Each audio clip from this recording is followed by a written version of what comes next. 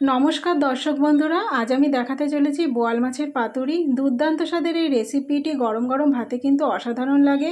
মাছে ভাতে যে বাঙালি কথাটা একদম সত্য, তার উপর যদি থাকে বোয়াল মাছের পাতুরি তাহলে তো আর কোনো কথাই হয় না, একদম জমে যাবে।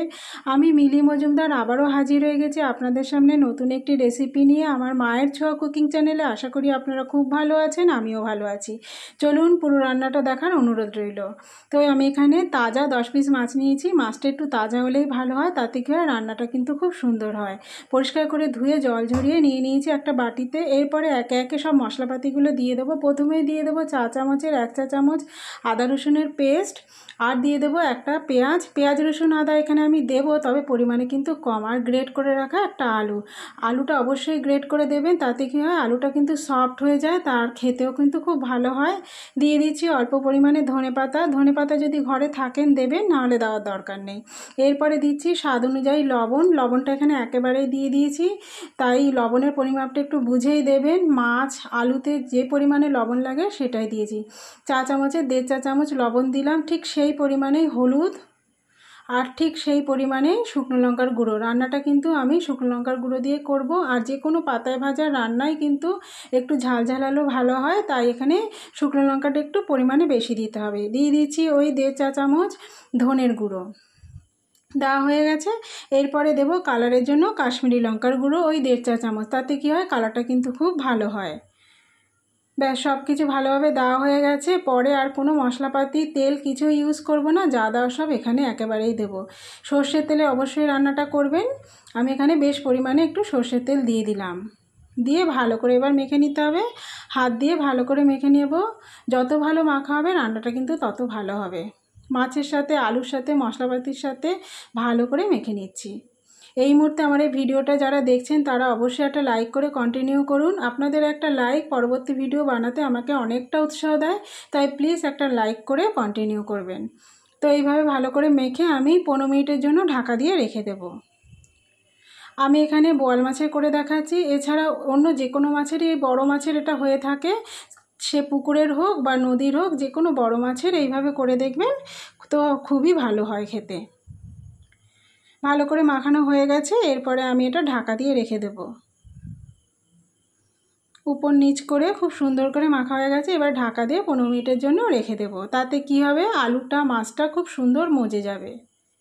15 মিনিট পর ঢাকনা খুলে দিয়েছি। দেখুন কি সুন্দর, রান্নাটা এখনও স্টার্ট হয়নি, তাতেই দেখুন আলুটা কত সুন্দর মজে গেছে, আর একটু তেলও ছেড়ে দিয়েছে, তার মানে বুঝবেন আলুটা কিন্তু খুব ভালো মাখা হয়েছে। এইবারে আমি একটু এখানে 1 চা চামচ জিরের গুঁড়ো দিলাম। জিরের গুঁড়োটা প্রথমেই দিলে হতো, কিন্তু আমি স্কিপ করে গেছি বলে এই পর্যায়ে এসে জিরের গুঁড়োটা দিলাম। আপনারা কিন্তু ওই প্রথম পর্যায়ে মাখানোর সময়তেই জিরের গুঁড়োটা দিয়ে দেবেন। তো আবারও ভালো করে জিরের গুঁড়োটার সাথে মাছটা আলুটা ভালো করে মাখিয়ে নিচ্ছি। দেখুন ভালো করে মাখানো হয়ে গেলে আমি পরের স্টেপে চলে যাব।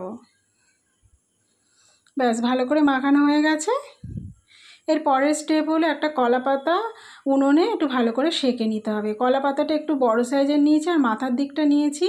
একটু বড় সাইজের কলা পাতা নিলে কি হয় মাছটা কিন্তু খুব সুন্দরভাবে ভাজা হয়, তেল মশলা বাইরে বেরিয়ে যাওয়ার ভয় থাকে না। আর এইভাবে উনুনে সেঁকে নিতে পাতাটা একদম সফট হয়ে যাবে, তাতে কি হয় পাতাটা ছিঁড়ে যাবে না। দেখুন কতটা সফট হয়ে গেছে, পাতাটা ছিঁড়ে যাওয়ার কোনো সম্ভাবনাই নেই। চলুন এবার পরের স্টেপে আবার চলে যাই। আমি যে পাত্রে পাতুরিটা করব সেই পাত্রটা নিয়েছি, তার উপরে কলাপাতার উল্টো সাইডটা এইভাবে দিয়ে বসিয়ে দিলাম। দিয়ে একে একে মাছগুলো আমি সাজিয়ে দেব। তো তার আগে একটু সর্ষের তেল দিয়ে দিচ্ছি, দিয়ে কলাপাতাটার গায়ে ভালো করে মাখিয়ে নেব। এই সর্ষের তেলটা কলাপাতাটার গায়ে ভালো করে মাখালে কি হয়, পরে যখন পাতাটা উল্টাবো তখন কিন্তু এই পাতাটা মাছ থেকে খুব সুন্দরভাবে ছেড়ে যায়। আর যদি না মাখানো হয় তাহলে কিন্তু মাছের সাথে কলাপাতাটা একদম লেগে থাকে, তাতে কলাপাতাটা তুলতে গেলে মাছ ভেঙে যাওয়ার সম্ভাবনা থাকে। তো ভালো করে মাখানো হয়ে গেছে সর্ষের তেল। এরপরে একটু গায়ে গায়ে করে আমি পুরো মাছ সাজিয়ে দেব। আলুগুলো দেব না, আলুগুলো পরে দেবো, আগে মাছগুলোকে ভালো করে সাজিয়ে দিই। পুরো চারিধার থেকে ভালো করে মাছগুলো সাজিয়ে নিতে হবে। রান্নাটা একটু টাইম ধরে করতে হবে। রান্নাটা করতে একটু টাইম লাগে ঠিকই, কিন্তু খেতে কিন্তু অসাধারণ হয়। তো সব মাছগুলো দেওয়া হয়ে গেছে, একদম গায়ে গায়ে করে বসিয়ে দেওয়া হয়ে গেছে। এবারে সাইড থেকে আলুগুলো দেব। মাছ বরাবর কিন্তু আলুগুলো আমি দেব না, সাইড দেব। তাতে কি হবে, মাঝখানে দিলে পাতাটা যখন উল্টানো হবে মাছের গায়ে দাগ লাগবে না, আলুর গায়ে দাগ লেগে যাবে। সেক্ষেত্রে দু সাইডে সমানভাবে মাছে দাগ লাগবে না, তাই সাইড থেকে দিলে মাছের দু সাইডেই দাগ লাগবে, তাই আলুটা আমি সাইড থেকে দিচ্ছি। দেওয়া হয়ে গেছে সব। এবারে আমি গ্যাস ধরিয়ে দেব, রান্নায় চলে যাব। গ্যাস ধরিয়ে গ্যাসটা একদম লো করে ঘড়ি ধরে আধা ঘন্টা এরকম ঢাকা দিয়ে রেখে দেব। পুরো ঘড়ি ধরে আধা ঘন্টা রাখতে হবে। আধা ঘন্টা পর আমি ঢাকনা খুলে দেব। খুলে দিয়েছি, দেখুন আলু অনেকটা সিদ্ধ হয়ে গেছে, মজে গেছে, ফুটছে, একটু উপরে তেলও ভেসে উঠেছে, একটু জল আছে, আর কোনো ঢাকা দেব না। এইভাবে লো করে পুরো রান্নাটাই কিন্তু গ্যাসটা লো করে রেখেই করতে হবে। 10 মিনিট পর আবার দেখছি, দেখুন জলটা অনেকটাই মজে এসেছে। এরপরে আমি নামিয়ে দেব। নামিয়ে ঠিক সেম প্রসেসে পাতাটা একটু আগুনে সেঁকে তেল মাখিয়ে আবারও মাছের উপর বসিয়ে দিলাম। দিয়ে এর উপর একটা থালা দিয়ে দেব, দিয়ে দু হাতের সাহায্যে পাতাটা উল্টে দেব। বসানো হয়ে গেছে, এরপরে পাতাটা উল্টে দেব। ঠিক এইভাবে উল্টে দিলাম। আশা করি আপনাদের বুঝতে কোনো অসুবিধা হয়নি। তো এবারে চলুন আবারও কড়াইতে বসিয়ে দেব। গ্যাসটা লো করে বসিয়ে দিয়েছি। দেখুন কত সুন্দরভাবে পাতাটা আস্তে করে উঠে যাবে। ব্যাস, পাতাটা উঠে গেছে, সুন্দর দাগ লেগে গেছে। এবারে একটু ঢাকা দিয়ে রেখে দেব 10 মিনিটের জন্য, আবারও লো করে। তাতে কি হবে, একদম সুন্দরভাবে রেডি হয়ে যাবে আমার বোয়াল মাছের পাতুরি। 10 মিনিট পর ঢাকনা খুলে দিয়েছি, দেখুন তেলে ফুটছে, একদম মজে গেছে, আলু সিদ্ধ হয়ে গেছে, বোয়াল মাছের ও পাশেও কিন্তু সুন্দর দাগ লেগে গেছে। তো একদম আমার রান্নাটা রেডি। এইভাবে একদিন করে দেখুন, আশা করি আমার মতো আপনাদেরও ভালো লাগবে।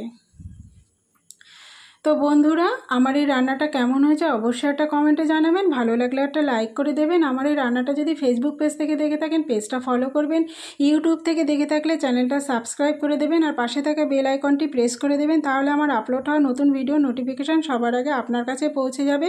আপনাদের সুস্থতা কামনা করে আজকের মতো এখানেই শেষ করলাম। দেখা হবে অন্য কোনো